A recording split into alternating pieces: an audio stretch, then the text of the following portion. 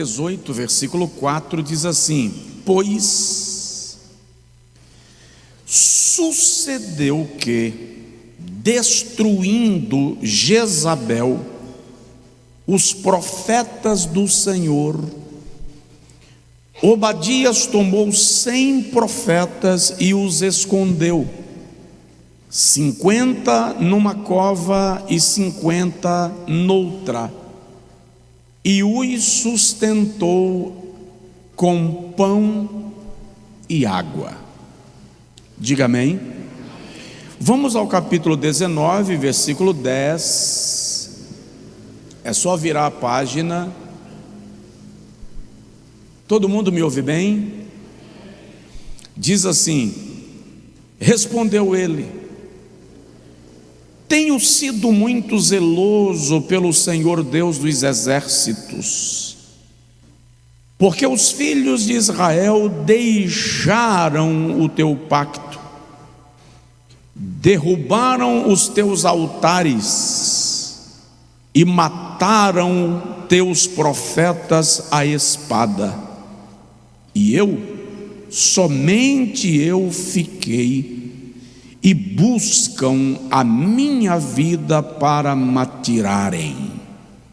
Diga amém. Estenda a mão de lá para cá, por favor. Ore pelo seu pastor. Diga assim: Senhor Deus, guarda o meu pastor e a sua família. Estenda a mão em direção à pessoa do seu lado e diz assim: Senhor, guarda o meu irmão, a minha irmã e a sua família. Agora diga comigo: Senhor, guarda a tua igreja. Amém. Senta um pouquinho. Meus irmãos, eu faço muita questão que você preste bastante atenção em todas as pregações, óbvio, mas nesta sequência de mensagens que eu estou compartilhando com vocês, eu quero que você preste atenção e busque discernir com muita precisão. Há 15 dias atrás eu comecei a falar aqui com os irmãos sobre destronando Jezabel.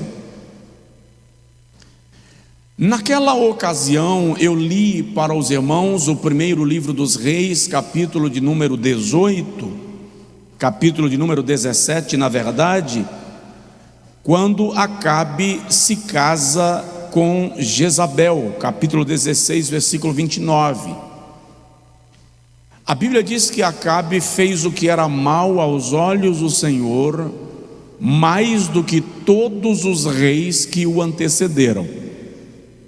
E acrescenta: como se fosse pouco, casou-se com Jezabel, filha de Etbaal, para provocar a ira do Senhor. Vamos começar lembrando que não foi Jezabel que tornou Acabe um indivíduo ruim. Ele já era uma praga para Israel. E ele se casa com Jezabel. O texto deixa muito claro que ele fez isso com um intuito específico. Ele queria afrontar ao Senhor. Depois eu li com os irmãos o segundo livro dos Reis, capítulo 9, quando Jeú reina e executa Jezabel conforme palavra profética lançada pelo profeta Elias. Na mesma ocasião eu li com os irmãos Apocalipse capítulo 2, quando Deus envia uma carta à igreja de Tiatira e ele diz assim: tenho porém contra ti que toleras Jezabel, mulher que se diz profetiza e ensina aos meus filhos a se prostituírem e comerem da comida sacrificada aos ídolos. Fazendo uma exegese destes 3 textos na mensagem passada, eu mostrei para os irmãos que no Antigo Testamento, aquela que era uma figura histórica, no Novo Testamento se torna símbolo de apostasia, de desobediência, de tudo aquilo que se opõe a Deus e à sua obra. De algum modo, o Espírito do Senhor inspira João a escrever, a partir da visão que ele tivera na ilha de Pátimos, que a mesma influência desta rainha profana, que destruiu altares de Deus em Israel, está agora destruindo, deteriorando a igreja de Tiatira, de tal modo que no 2º século se percebe historicamente que em Tiatira não se encontra mais vestígios da igreja cristã. Pontuei com os irmãos que a ação, que a influência de Jezabel passa a representar um padrão de comportamento, uma linha de conduta que se opõe a tudo aquilo que é defendido pela santa, magna, gloriosa, infalível e poderosa palavra de Deus. O que eu quero a partir de hoje, na terça-feira passada, o pastor Marinaldo pregou aqui sobre o trono de Jezabel, e eu fiz algumas anotações e desenvolvi algo para compartilhar com os irmãos, mas vai ser a última mensagem da série. O que eu quero nas próximas terças é compartilhar com vocês quando esta influência está agindo na igreja, o que acontece. Eu me lembro que eu preguei sobre esse assunto aqui alguns anos atrás, mas eu preguei em 3 terças. Desta vez eu vou pregar sem pressa, e cada terça eu vou falar de uma das ações desta influência maligna que corrói, que destrói a igreja. Eu preciso que o irmão discirna, porque se você discerne, você identifica. Diagnosticar a realidade espiritual na qual estamos inseridos é imprescindível para uma ação de vigilância e cuidado na igreja, na família, na empresa, na vida cristã como um todo.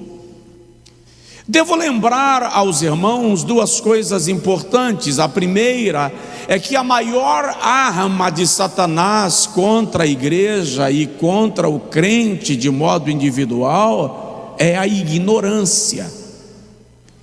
O apóstolo Paulo, escrevendo 2ª carta a Timóteo, no capítulo 2, versículo 10 e 11, diz que nós não ignoramos os ardis, os ataques de Satanás.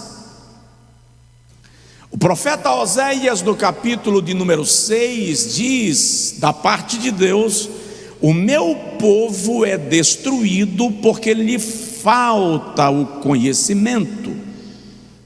Essa informação é muito importante porque ela vai te despertar para querer entender, compreender. Quando nós estamos ou sob um ataque espiritual que exige da igreja posicionamento para repreender toda a força espiritual que peleja contra a igreja. Tem alguém aí, não?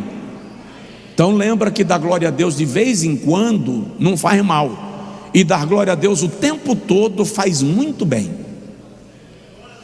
A segunda informação que eu quero que o irmão entenda é que esta influência chamada de Jezabel não atua, ao contrário do que muitos pensam, ela não se limita a atuar através de pessoas do sexo feminino restritamente. Ela age em qualquer pessoa que se permitir estar sob seu comando e diretiva. Aliás, ela opera em governos, ela opera em nações, ela opera no ambiente da igreja, como vemos em Tiatira.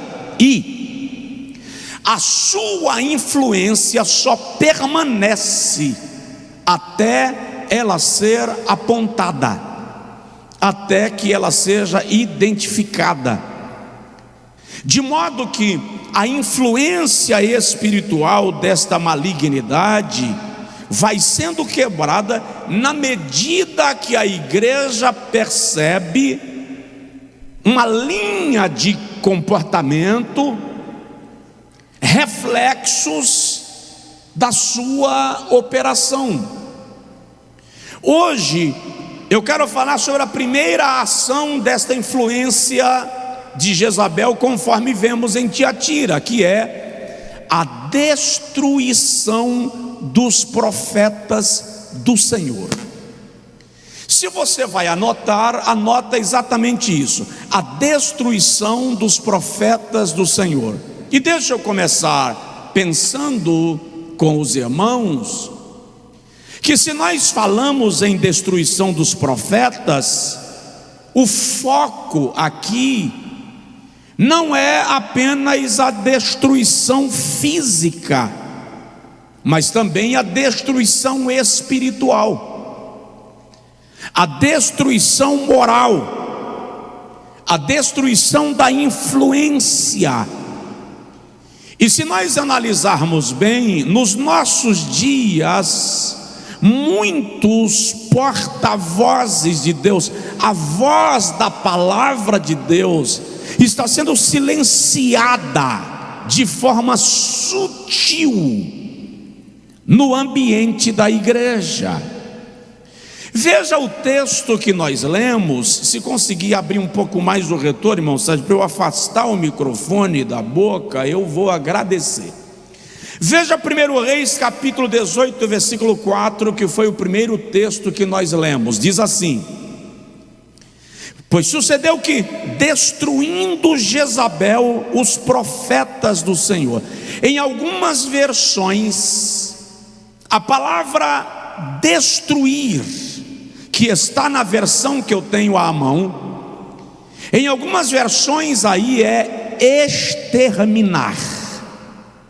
Exterminar, que dá a ideia de cortar fora, executar, tirar de ação, tirar de operação. Esse é o sentido do texto.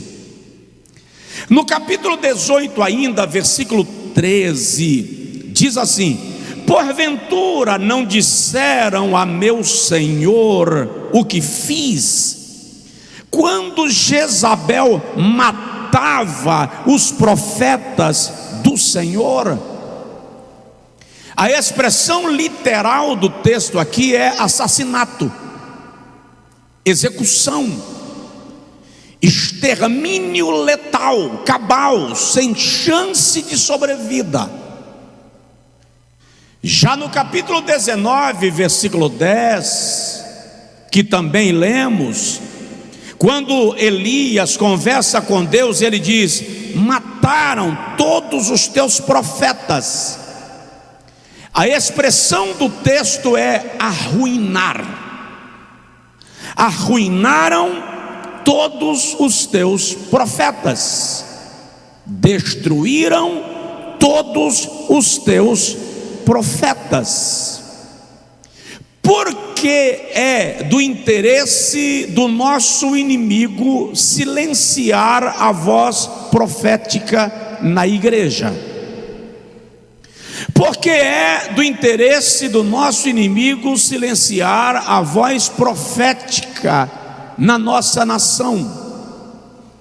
Se o irmão lê Zacarias capítulo 13, versículo 7, você vai entender um princípio espiritual que, inclusive, é citado por Jesus em Mateus capítulo 26, quando diz assim: fere o pastor. Ferir ali é atingir, golpear, fazer sangrar, açoitar.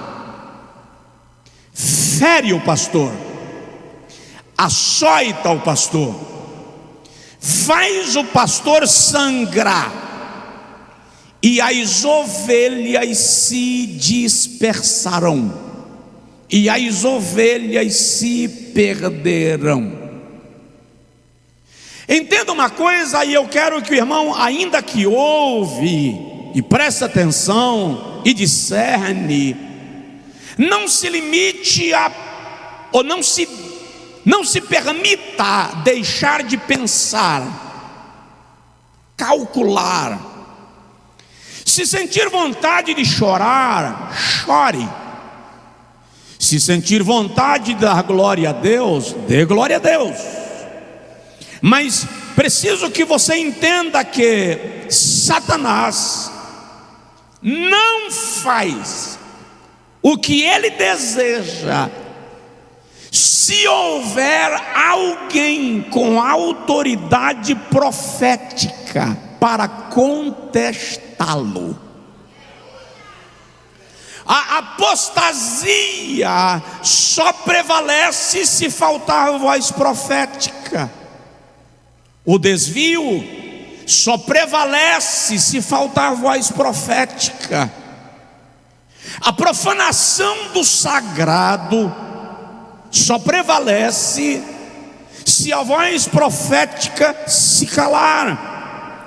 É exatamente por esta razão que toda ação espiritual maligna odeia a autoridade profética. Você está me entendendo? Diga amém. O que eu quero que o irmão entenda, estamos falando sobre a destruição dos profetas do Senhor na ação da influência de Jezabel, conforme encontramos no texto histórico de Reis e na narrativa de Apocalipse capítulo 2, versículo de número 18 a 23. Primeiro eu quero começar refletindo contigo sobre o plano de Jezabel, que é silenciar a voz de Deus. O plano de Jezabel é fazer com que o povo não ouça mais Deus falar, que a voz de Deus perca credibilidade. Quando você lê o relato do primeiro livro dos Reis, capítulo de número 17, 18 e 19, o irmão vai perceber que Jezabel atacava não apenas pessoas, ela atacava a voz profética, ela silenciava profetas. O objetivo principal era remover, silenciar qualquer oposição espiritual ao sistema da idolatria. Eu já disse a vocês que o que o Antigo Testamento descreve sobre idolatria vai muito além daquilo que nós compreendemos sobre o mero fato de ter uma imagem de escultura. A idolatria no Antigo Testamento consistia em atribuir aos ídolos o poder de divindade, substituindo Deus pelo ídolo. Deixar de invocar a Deus para invocar o ídolo. Todas as vezes que esse sistema começa a operar, ele precisa trabalhar para desacreditar a palavra de Deus, para remover a oposição espiritual. A igreja precisa entender que sempre que Deus levanta uma voz, o mundo espiritual se move em oposição. Leia comigo o profeta Amós, no capítulo de número 2, versículo de número 10, versículo 11 e o versículo de número 12. Amós, capítulo 2, versículo 11 e 12, diz assim: e dentre vossos filhos suscitei profetas, e dentre os vossos jovens levantei nazireus separados. Acaso não é assim, filhos de Israel, diz o Senhor? Mas vós aos nazireus destes vinho a beber. O nazireu era proibido de beber vinho. Então o Senhor está dizendo: aqueles que eu separei para mim, vocês induzem à quebra do meu pacto. E aos profetas proibistes de profetizar. O que nós temos aqui é uma ação maligna, malévola, diabólica, para calar a voz profética no povo de Deus. Por quê? Muito claro, Provérbios diz que não havendo profecia, o povo se corrompe. Então, primeira observação a analisar dentro desta égide de compreensão é que essa influência maligna quer destruir a voz profética no meio do povo de Deus. Segunda observação a destacar é que a perseguição começa quando a verdade incomoda. O apóstolo Paulo, escrevendo a Timóteo, diz assim: todos aqueles que quiserem viver piedosamente padecerão perseguições. Todos aqueles que se dispuserem a um evangelho genuíno, verdadeiro, puro, enfrentam pressão espiritual.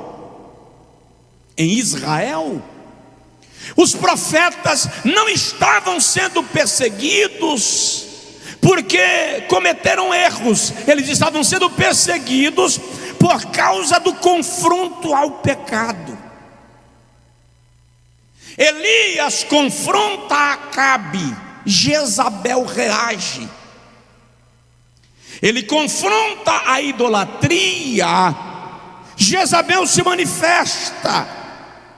No Novo Testamento, João Batista confronta Herodes e é morto em Mateus capítulo 14.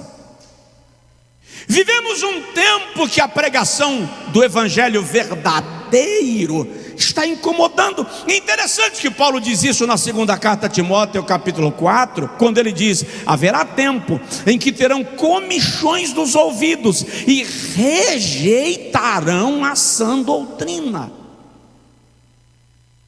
Essa é uma tendência que não é do mundo, é uma tendência dentro da igreja, e eu vou lhe mostrar daqui a pouquinho, falar um pouco sobre isso. Então, quando a verdade incomoda, a perseguição começa. Por quê? Porque quem fala a verdade do evangelho invariavelmente enfrentará oposição espiritual. Tem alguém aí? Cheguei na Irlanda, quando eu terminei de pregar, uma irmã falou assim: eu fiquei esperando o senhor perguntar, tem alguém aí? Então, primeira informação sobre esta ação para a destruição dos profetas: essa influência maligna quer silenciar a voz de Deus. Segunda informação: a perseguição começa quando a verdade incomoda. Charles Spurgeon, conhecido como o príncipe dos pregadores, Tem uma frase célebre dele, diz: se a tua pregação não ofender os teus ouvintes, você pregou qualquer coisa menos o evangelho. Por quê? Porque o evangelho desconforta. O evangelho genuíno, a Bíblia Sagrada, gera desconforto. Ela confronta a nossa mentalidade eivada de preconceitos e acomodações do sistema mundano. O evangelho é a verdade que consola, mas confronta. Terceira informação que eu quero lhe compartilhar sobre a ação dessa influência maligna para destruir os profetas de Deus. O ataque nem sempre é público, mas é sistemático, é planejado. Olha, 1 Reis 18:4, destruíram Jezabel, destruiu os profetas do Senhor. Ela não matou um profeta, ela destruiu os profetas. Foi uma ação sistemática. No versículo de número 13 diz: quando Jezabel matava os profetas do Senhor. Agora observe o peso, a gravidade do capítulo 19, versículo 10. Se sua Bíblia estiver aberta, veja a gravidade desse versículo. Elias diz assim, ó: os filhos de Israel deixaram o teu pacto, derrubaram os teus altares e mataram teus profetas ao fio da espada. Presta atenção, olha para mim, por favor. Jezabel não atuou sozinha. Ela teve apoio dos filhos de Israel para matar os profetas do Senhor.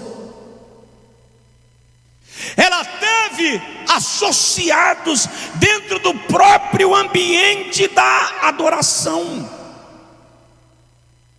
O irmão lembra de Atos dos Apóstolos, capítulo 26, quando Paulo chega em Malta, 28, Paulo chega em Malta e tem uma fogueira acesa, e Paulo sai para catar gravetos para potencializar a fogueira.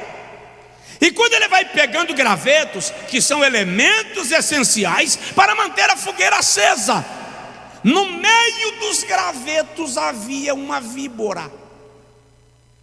Presta atenção.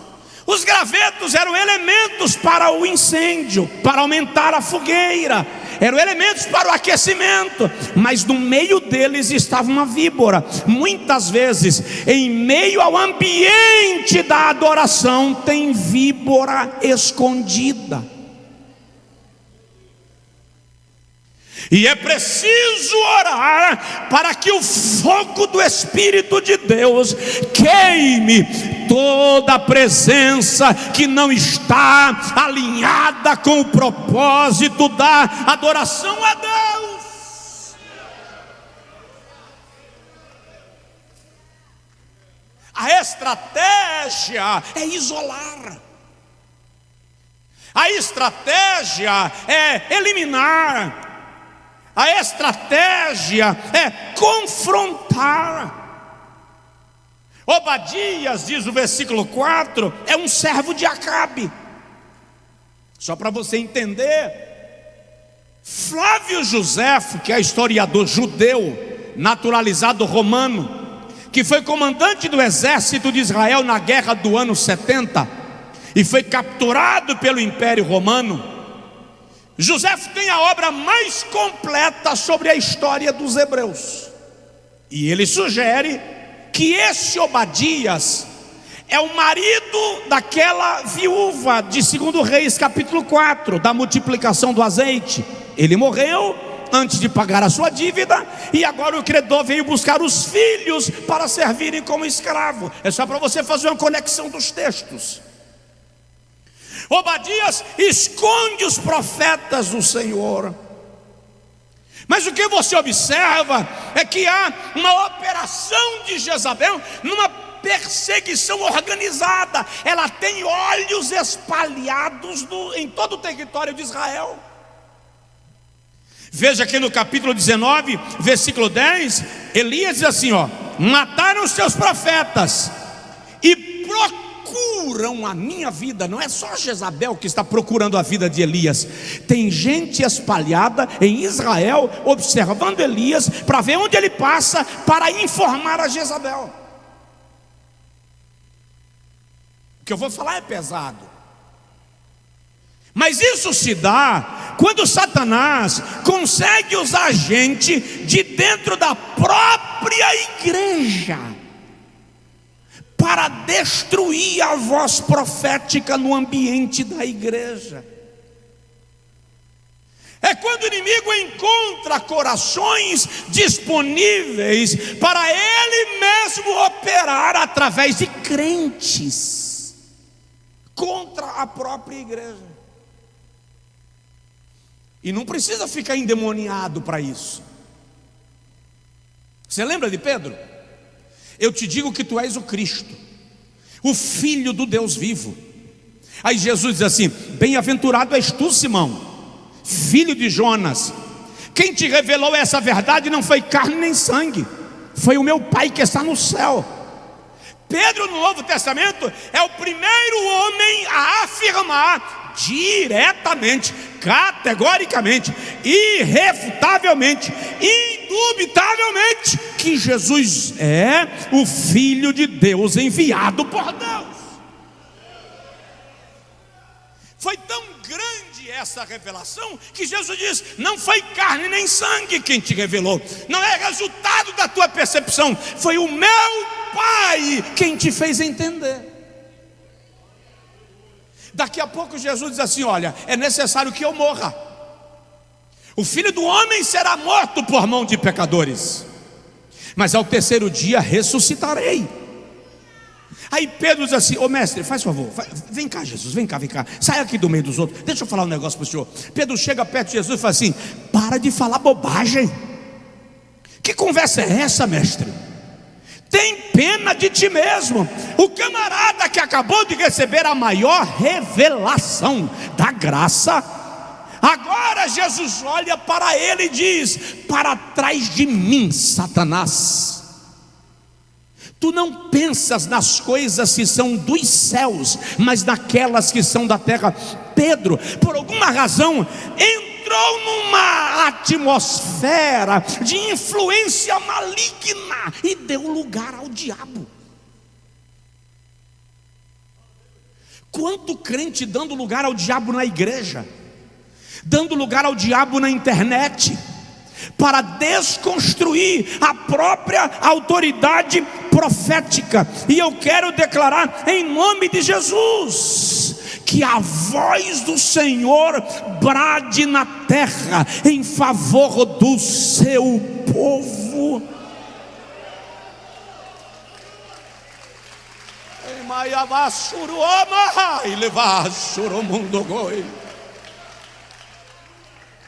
Entenda, nem todo confronto espiritual vem com barulho. Muitos vêm silenciosamente, mas com pressão constante. Paulo, já preguei sobre isso aqui e você não vai lembrar, mas anota o tema dessa mensagem para você ouvir de novo. Paulo, uma mente brilhante em conflito. Assista essa mensagem, preguei aqui.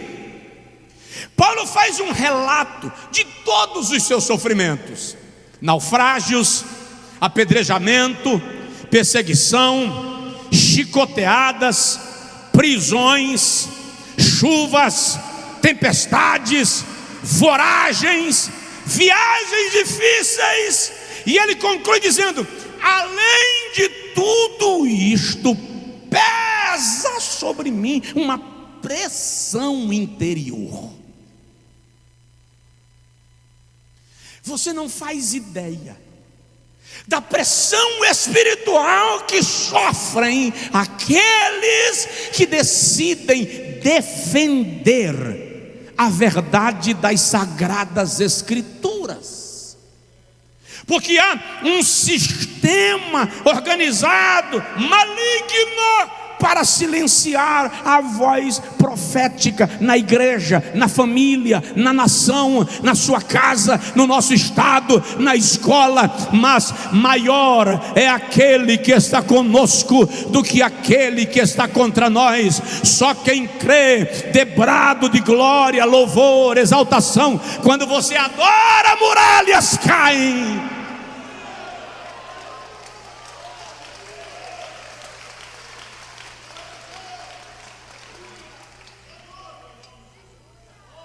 Quarto lugar, quais são as armas de ataque para destruir os profetas de Deus? Eu vou citar 3 ou 4 rapidinho. Primeiro, desgaste espiritual. Presta atenção, Elias venceu no Carmelo. É incrível, né? Como a gente gosta de textos fantásticos. Lá no Monte Carmelo, Elias diz: coloquem o altar primeiro e orem primeiro. Não é isso que o pregador faz? E Elias ficou lá assistindo. 3 da tarde Elias arruma o altar e ele diz: ó Deus, mostra para esse povo que eu sou teu servo e que tu és Deus em Israel. E o fogo desceu do céu e o pregador dá aquela rajada e tu dá glória, porque é verdade, porque é bíblico. Mas para de ler a história pela metade. Quando termina o texto, Elias manda executar os profetas de Baal. Cada filho de Israel voltou para casa, tranquilo. Aí Jezabel manda um recado: os deuses me façam o dobro, se amanhã a esta hora eu não tiver a tua cabeça numa bandeja. O Elias que venceu no Carmelo, no capítulo 18, desistiu de viver no capítulo 19. Chega, Senhor, basta, mata-me. Eu não sou melhor do que os profetas que já morreram. E Elias vai se esconder numa caverna. O desgaste espiritual lhe esmagou. As emoções do profeta Elias apodreceram. Ele entrou num nível de desgaste espiritual, emocional, psicológico tão violento, que mesmo tendo tamanha comunhão com Deus, Elias desiste. E quer saber? Coisa que quase ninguém fala. Deus aparece a Elias numa caverna, e isso todo pregador diz. Veio fogo e Elias pensou que Deus estava no fogo, mas Deus não estava. Veio terremoto e Elias pensou que Deus estava no terremoto, mas Deus não estava. Veio chuva de granizo, Elias pensou que Deus estava na chuva de granizo, mas Deus não estava. Aí vem uma voz branda e suave, e você acha lindo e dá glória a Deus, e pode dar porque é bíblico, mas não para aí. Elias estava tão esgotado que Deus lhe dá 3 missões depois disso.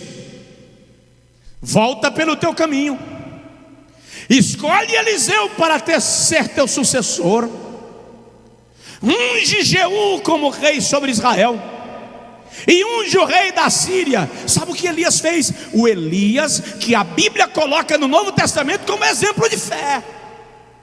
O Elias que é o agente do maior avivamento do Antigo Testamento depois do Êxodo. Deus dá a ele 3 missões, mas ele está tão mal que ele cumpre uma e deixa as outras duas para trás. A primeira, unge Eliseu. Ele vai lá e escolhe Eliseu. Vem cá, joga a capa sobre Eliseu. Eliseu acompanha ele no capítulo 19, versículo 15 a 21. Daí em diante Elias não arreda mais. Quem vai ungir Jeú e o rei da Assíria é Eliseu. Elias está tão mal que o homem de tamanha comunhão com Deus obedeceu pela metade. Fez apenas 1/3 do que Deus lhe mandou fazer, porque ele estava arrebentado, esgotado, desgastado, cansado, sem força, desanimado, consumido, porque a batalha contra esta influência maligna suga a energia. Então a maneira de destruir o profeta é pelo esgotamento. E você vai encontrar Moisés esgotado. Moisés chega um momento que diz: ó Jeová, prepara o sucessor que eu quero jubilação. Aí o Senhor vem e traz uma orientação a Moisés. Jeremias um dia estava tão cansado com o povo de Judá que ele diz assim: o Senhor me enganou. E eu fui um idiota, que eu me deixei ser enganado. Eu acreditei que eu falaria e esse povo se converteria. Irmãos, homens de Deus, estou falando de homens sérios. Homens de Deus estão cansados, esgotados, porque a batalha espiritual está consumindo. É por isso que eu lhe digo: deixe Deus lhe usar como usou Arão e Ur, para manter as mãos de Moisés erguidas sobre o monte, porque para um cansado Deus quer te levantar como coluna de sustentação. Não julgue quem cansou. Uma pesquisa revelou que 80% dos pastores nos Estados Unidos têm vontade de renunciar ao ministério. 72% das famílias pastorais entendem que o ministério desgasta a família pastoral. Mais de 50% dos líderes têm casos de depressão, porque a batalha espiritual suga, e é uma armadilha, é uma arma de ataque do maligno. Agora estenda a mão ao céu e diga comigo assim: Senhor, guarda aqueles que perseveram em pregar a tua palavra.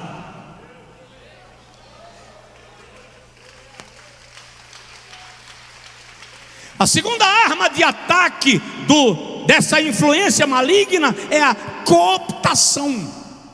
O que é cooptar? Cooptar é trazer para perto, é cativar, é envolver. Essa influência de Jezabel tem calado muitos líderes pela associação. Associação ao erro, associação ao pecado, associação às heresias, associação à apostasia. Começam a ser manipulados por esse espírito.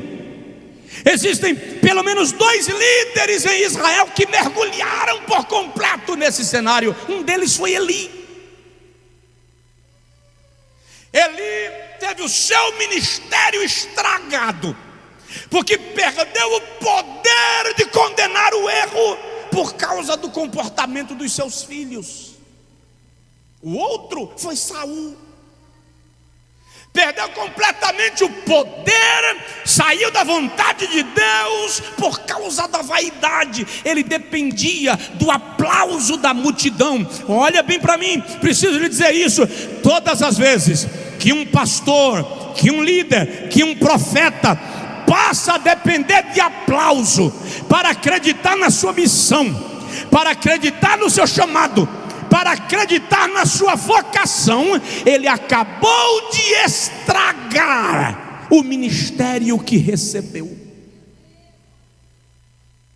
Não é que reconhecimento é ruim, é que o crivo da aprovação não pode ser o aplauso da multidão.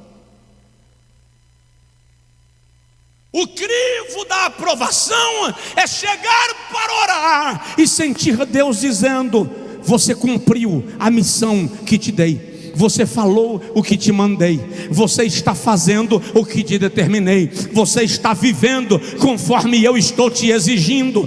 Quando o diabo consegue nos cooptar, nos colocar à mesa, lembre-se que Acabe e Jezabel tinha profetas que comiam na sua mesa. Você lembra quando, 1 Reis 22, Acabe vai à guerra e ele manda chamar Jeosafá para ir com ele.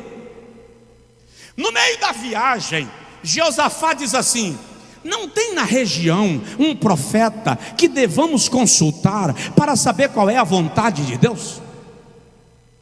Acabe olha para Jeosafá e diz: aí estão os meus profetas. Aí Jeosafá diz: não, eu quero um que não coma na tua mesa, eu quero um que não seja pago por você, eu quero um que não seja manipulado por você. Aí alguém chega e diz assim: olha, aqui perto tem um profeta, se chama Micaías. Aí Acabe diz: não gosto de Micaías, ele só profetiza contra mim. Jeosafá disse: manda buscar esse. Quando o mensageiro de Acabe chega na frente de Micaías, ele diz assim: olha, presta atenção, todos os profetas, 1 Reis 22, versículo 13 a seguir, todos os profetas estão falando em favor do rei. Vê se você chega lá e faz igual.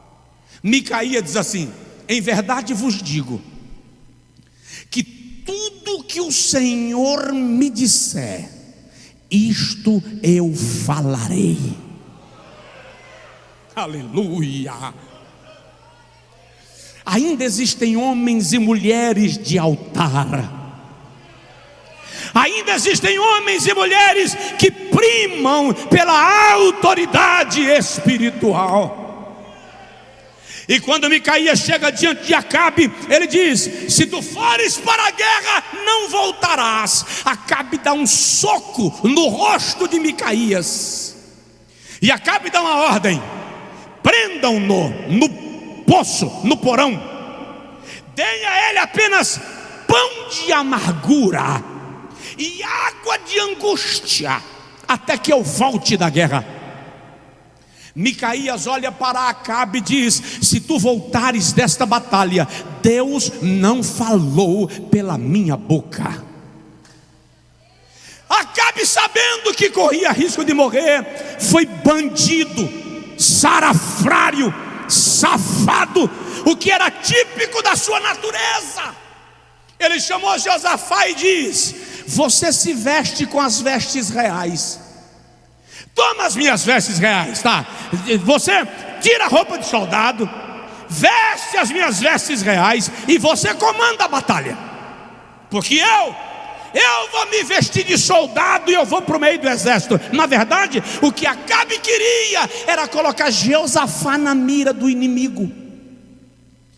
E Josafá, sem saber, vestiu as vestes reais. Só tem um detalhe: quando você está debaixo da proteção de Deus, nenhum mal te sucederá, praga alguma chegará à tua tenda. Eu vou repetir: nenhum mal te sucederá, praga alguma chegará à tua tenda, porque Ele já deu ordem aos anjos a teu respeito, para te sustentarem com as suas mãos. Eles te segurarão, para que não tropeces com teu pé em pedra.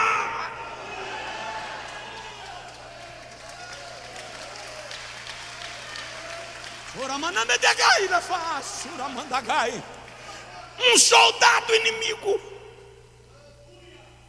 subiu numa árvore, e o texto diz que ele atirou uma flecha a ermo. Ele não tinha alvo, ele apenas atirou, onde acertar, acertou, e a flecha atravessou o peito de Acabe. que estava no meio do exército e no meio da batalha, disfarçado. Deus guardou Josafá, e Acabe foi sentenciado por causa da sua afronta a Deus. Eu declaro nesta noite, em nome de Jesus, proteção, proteção, proteção sobre aqueles que primam pelo Evangelho, sobre aqueles que primam pela casa e pela causa do Senhor. Sejam quebradas todas as armadilhas, sejam quebradas todos os laços de falsidade e opressão. Recebe essa palavra quem?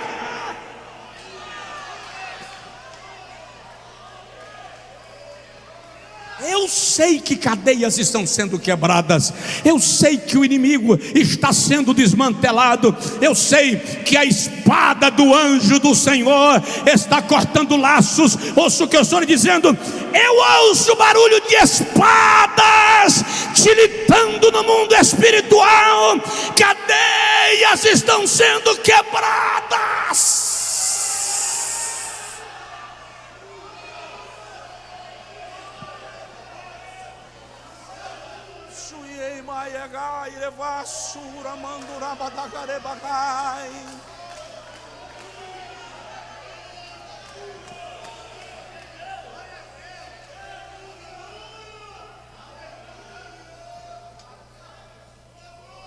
Terceira arma de ataque do espírito de Jezabel contra a voz profética: a destruição moral. Todos os homens de Deus ao longo da história tiveram que lidar com o ataque moral, muitas vezes vindo dos próprios irmãos. Não esqueça que em Mateus 9:10 e em Lucas 15, versículo 2, chamaram Jesus de glutão. Glutão no contexto ali é mais do que comer muito, é orgia, é beberrão, é pessoa sem moral, que se envolve com os imorais. No contexto de Israel é uma acusação pesada, é uma acusação imoral. Mas a Bíblia diz em João 8:44 que Satanás é mentiroso e assassino desde o princípio. Ergue assim a sua mão comigo e diga: Senhor, blinda a minha casa. Diga: Senhor, blinda a minha família. Diga: Senhor, blinda a minha moral. Estenda a mão para o seu pastor e diga: Senhor, blinda meu pastor, que todo ataque maligno caia por terra, que a vitória seja liberada sobre a sua vida. Eu falo debaixo de autoridade profética para declarar que essa influência está sendo quebrada em nome de Jesus.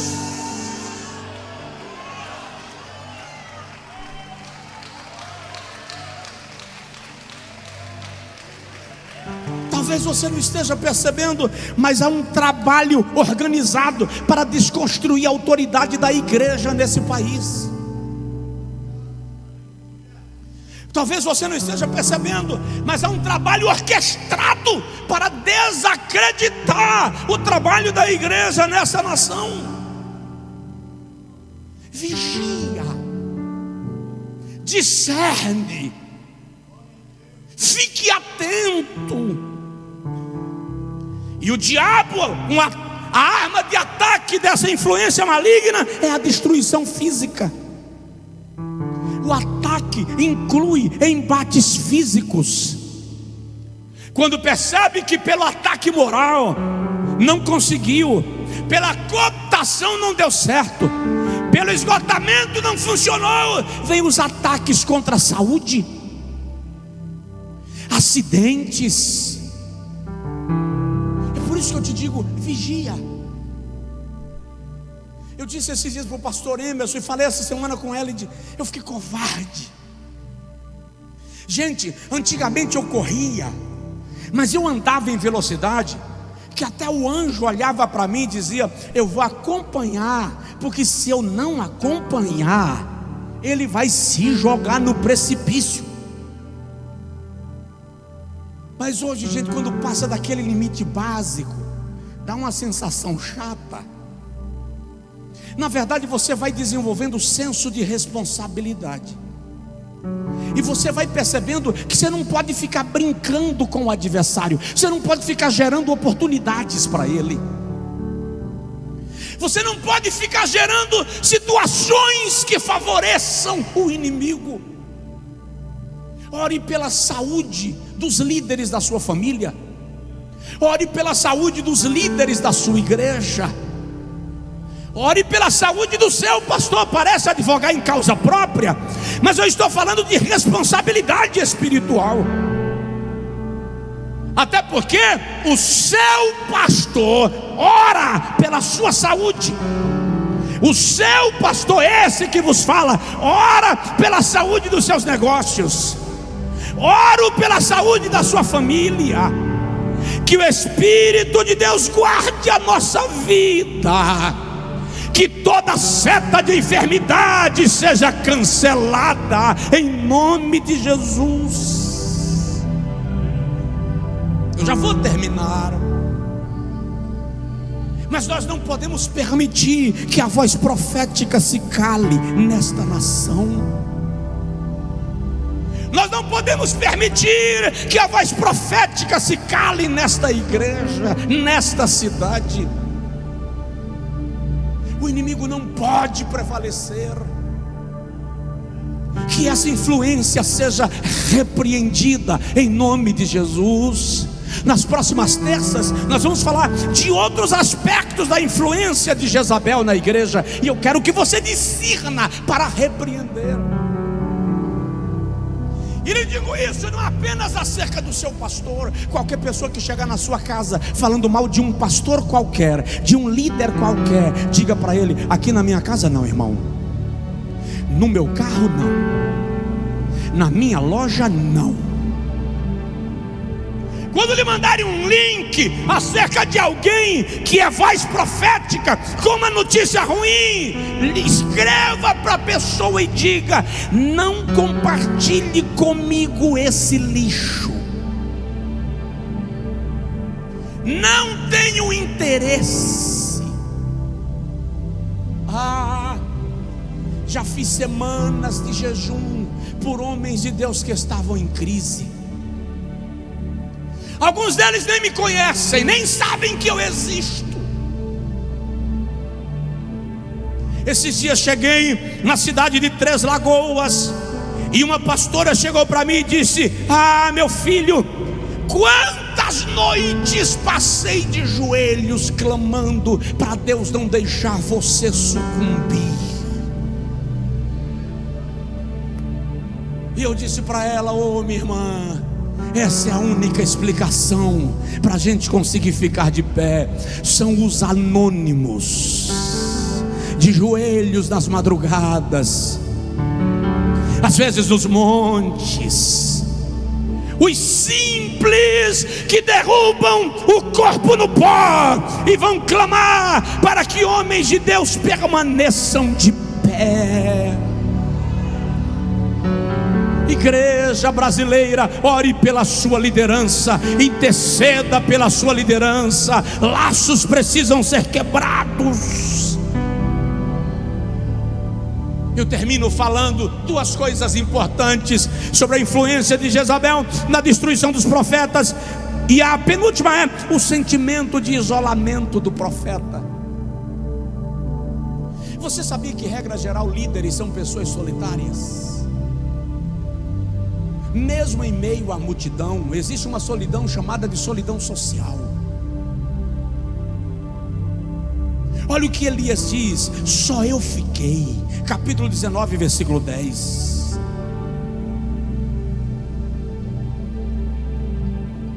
Israel era uma nação povoada. O Senhor depois diz a Elias: eu reservei 7.000.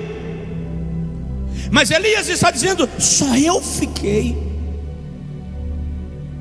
Porque o ataque de Jezabel também é emocional.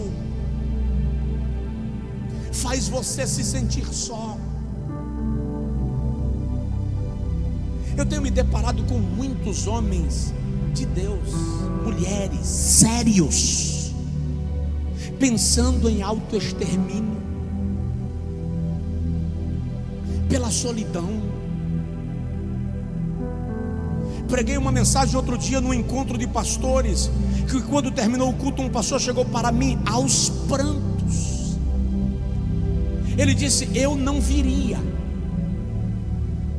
mas eu tenho um filho que é dentista, disse ele, e o meu filho sabe que eu não estou bem. E o meu filho disse: papai, eu paguei